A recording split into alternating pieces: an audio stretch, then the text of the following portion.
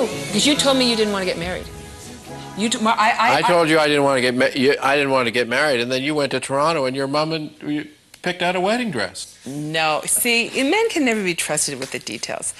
You told me you didn't want to get married, you didn't want to have children.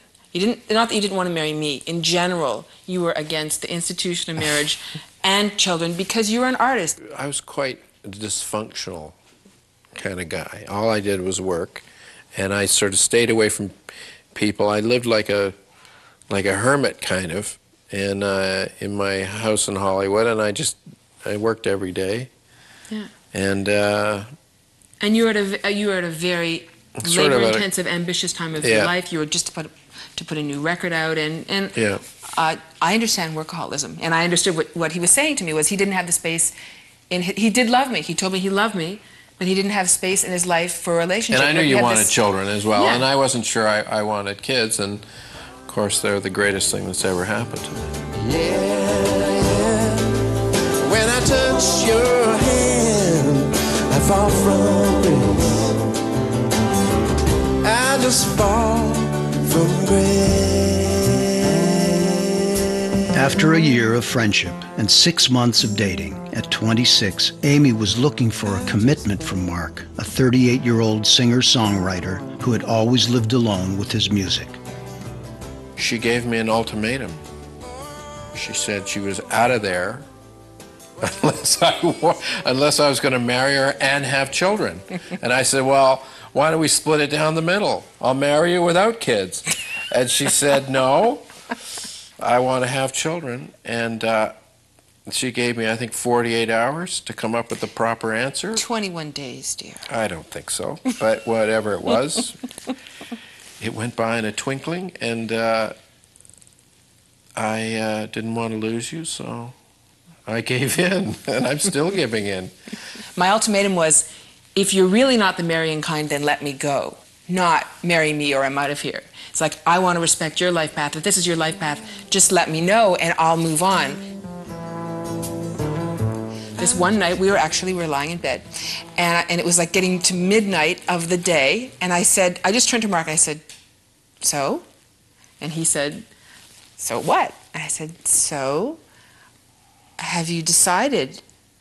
I honestly had no idea. I had no idea if he was going to say he wanted to be with me or if he was going to move to London and be a hermit. And then he said, yes. And then I said, but you haven't asked me anything. And Marc said, well, I don't know what to say. I've never asked anyone to marry me before. And I said, will you marry me? And I don't even, the word, you can hardly even form the word. It sounds so stupid now, doesn't it? It sounds so stupid. Honestly, I didn't even know what to do. It was a huge deal for you. It was huge. It was huge. It was huge. Like, you could see. You should see our wedding photographs.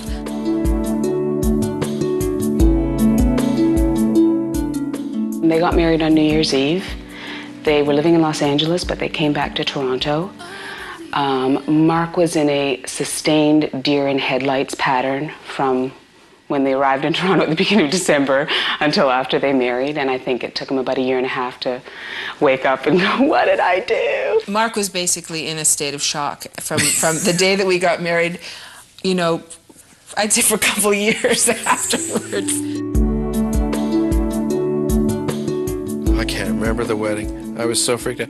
It was a wonderful wedding. It was a very emotional wedding. It was a small wedding we had at Amy's house with all my cousins and her huge family and my brothers. Just ordinary miracles, ordinary miracles, but also they're miracles to me. For the first 7 years of their marriage, the couple lived in Los Angeles.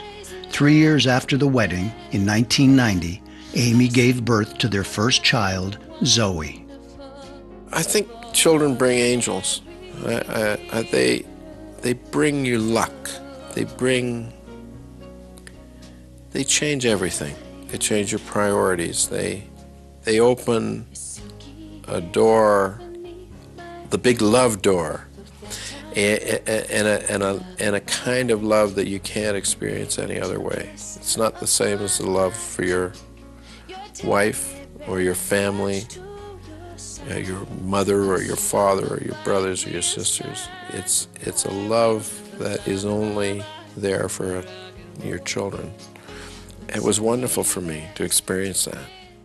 And the words I love you rolling off my tongue. Never will I roam, 'cause I know my place is home. Up next on Country Couples, Rod Stewart takes Mark to #1 around the world and life at home in Toronto.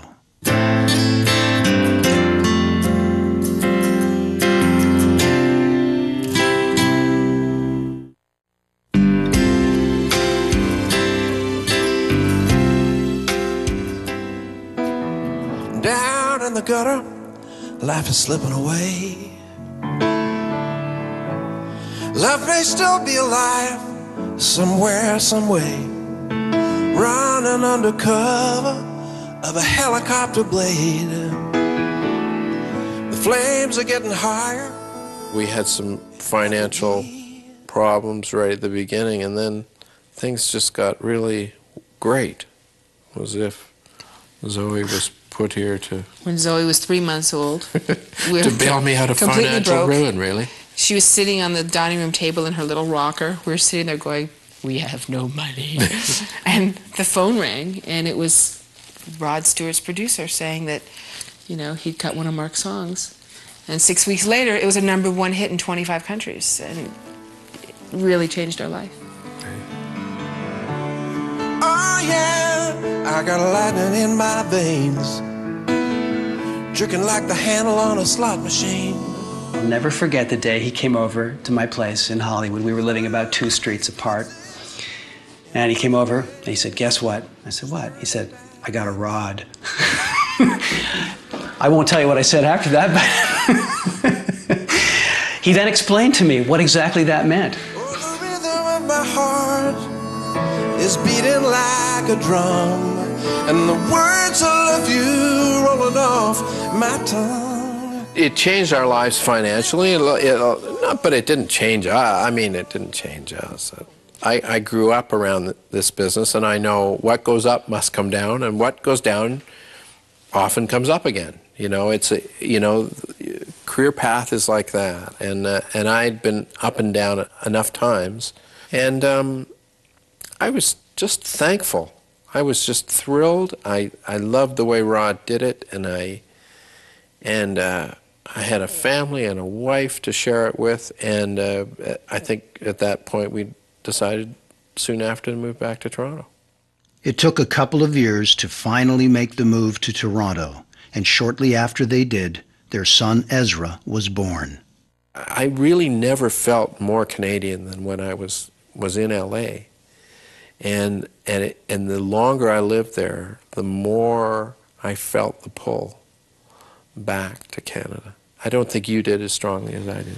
You hadn't been away as long. No. I'd been away 10 years by the time we moved back, but I wasn't ready to leave the business in LA, but with the little kids, I really wanted to be around my family. And my father was not well, and I wanted to be near him, and Mark's mother was recently widowed, and we wanted to be near her, and so, yeah, family was the reason that we moved back, and to raise our kids in Canada. Oh, the rhythm of my heart. Rod Stewart's success with Rhythm of My Heart made Mark Jordan an in-demand songwriter.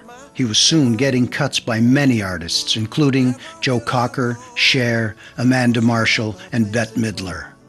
This is an easy thing for me to say. They're 2 of the loveliest people I know. They, creatively speaking, are amazingly talented as individuals, and just 2 of the sweetest people I know. I'm really happy to have them as friends. 18 years after they first met, Amy and Mark are still very much in love and as busy as ever. Amy writes and performs and releases her albums on her own label, and Mark continues to write for others and has a record deal with the jazz label Blue Note. And most importantly, they've been busy raising their kids. He really connects with his kids.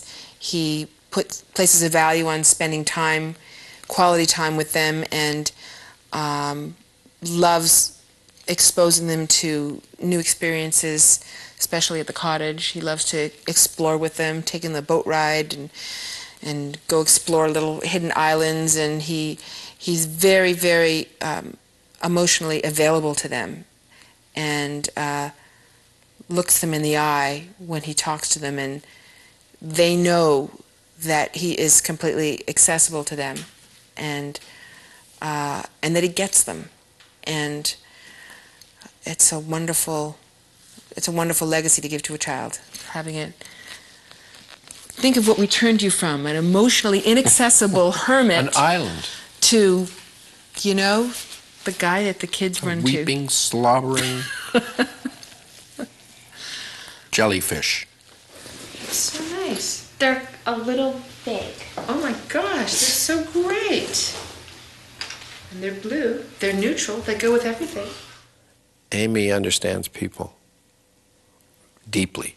It runs in her family. Her mother is a gifted psychologist, and Amy, I think, learned a lot from her mother and inherited that desire to connect with people. And that's a huge deficit with me. And she taught me how to be a dad. And I learned so much from watching her be a mother and how to connect with those kids in a deep, meaningful way. And I mean, she deserves the credit for 2 incredible children. 3, really.